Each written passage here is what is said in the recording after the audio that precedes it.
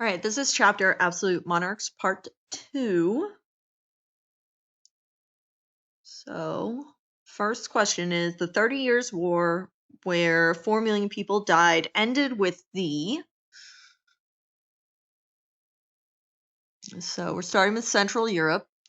In 1618, a new war broke out and lasted for 30 years. In the first half of the war, the Catholic Holy Roman Emperor Ferdinand won with his military. However, because he allowed his large army to loot towns, Germany suffered.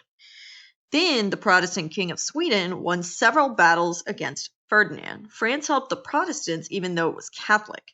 Cardinal Richelieu feared a family on the opposing side, the Habsburg family, from gaining too much power. Now it helps to see the map here in the notes that I went over. So the area we're talking about is in here. This area in here. The Habsburgs are down here, and they have a pretty big amount of territory, and France is over here. So France doesn't want these guys to get more land over here, so they're going to help out to make sure that the Habsburgs don't get any more land, because if they do, they're going to be right next to France, and that kind of leaves France open for the Habsburgs to come in if they want to. All right. The 30 Years' War ended in 1648 with the Peace of Westphalia. About 4 million people had died, and the economy was in ruins. The peace weakened the power of Austria and Spain. It made France stronger. Strong states rose in the west, but not the east. Most of the people in Eastern Europe were still peasants. They had not built towns, and it was run by nobles. The nobles kept the power of rulers in check. So the first answer is Peace of Westphalia. In the War of the Austrian Succession, Blank the Great of Prussia invaded one of Blank's lands.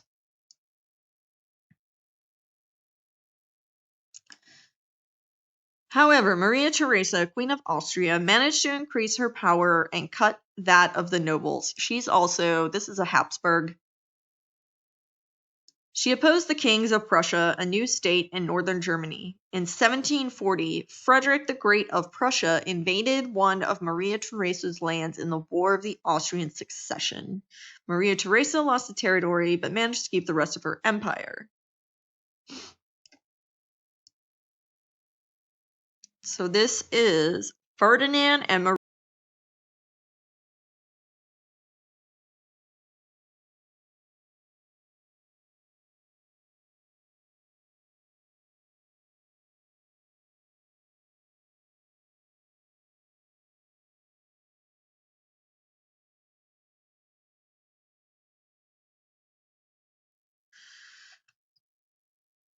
All right, Prussia and Austria fought again in the blank.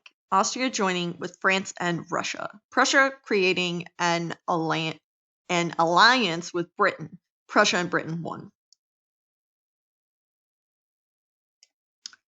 In 1756, the two sides fought again in the 7 Years' War. This time Austria joined with France and Russia. Prussia joined with Britain. Prussia and Britain won and gained all of France's colonies in the Americas. So 7 Years' War.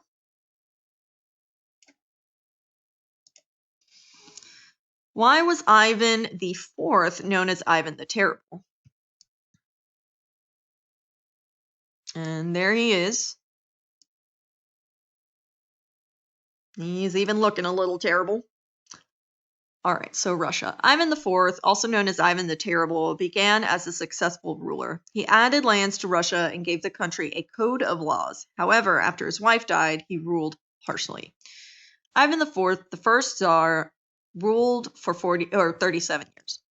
Real quick too, you'll see Tsar spelled in various ways, and this is because the Russian way of spelling it is not something that we or anybody else who uses our like A to Z alphabet would understand. So the way it is spelled is, hang on, is this right here.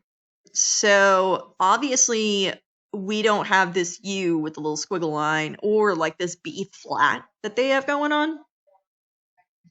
So we don't really know completely how to pronounce that. So we've got the C and the Z, or this TSAR to give us the idea of how it sounds. All right. During his reign, peasants were forced to farm the land under slave-like conditions. Wars were fought and new lands added to Russian territory. Ivan organized a secret police force and had it arrest and kill princes and wealthy landowners, who he feared might overthrow his government. Ivan's distrust of those around him also resulted in the burning of numerous towns and villages and the murder of various church officials. Ivan seemed to suffer from episodes of insanity. At one point, he even killed a son with his own hands. These treacherous deeds earned him the nickname Ivan the Terrible. Sometimes they also say this was Ivan the Fearsome in the translation. Some say Ivan the Fearless. I would think fearsome is pretty close to terrible. All right. We do have in all of these, so that should be, a sign. But he created a secret police to hunt down opponents and kill them. He killed his son, and he ruled harshly, so all of these are true. So 4 is all of these. The Romanov dynasty would rule for blank years after Ivan the Terrible died.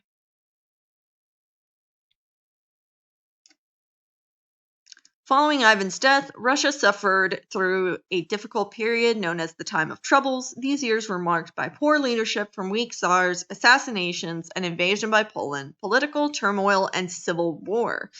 During the Civil War, peasant rebellions broke out across the country. Cossacks, people living on the frontier, battled landowners. Well-to-do aristocrats sometimes came under attack. The Civil War ended when the Russian people united to drive out the Polish army that was threatening their country under the Romanov family. The Romanov family would rule for 300 years. There's that answer. So 300. Blank modernized Russia after traveling to Europe and learning about new technology. Romanov leaders from the 1600s and 1700s included Peter the Great and Catherine the Great. Under Peter, Russia became a strong military power, expanded its territory through wars with Turkey, Sweden, and Persia, established trade with China, opened its door to Western ways, and put down rebellions by serfs. New industries were started, roads and canals built, schools opened. Peter also changed the capital from Moscow to St. Petersburg in the hope it would mean closer contact with Western Europe's advanced civilization. So this is Peter the Great.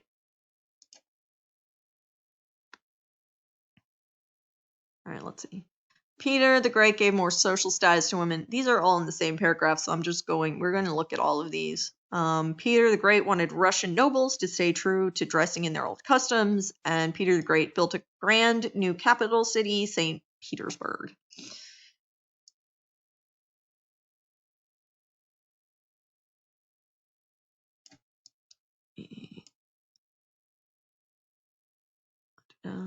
Peter also changed the capital from Moscow to St. Petersburg in the hope it would mean closer contact with Western Europe's advanced civilization.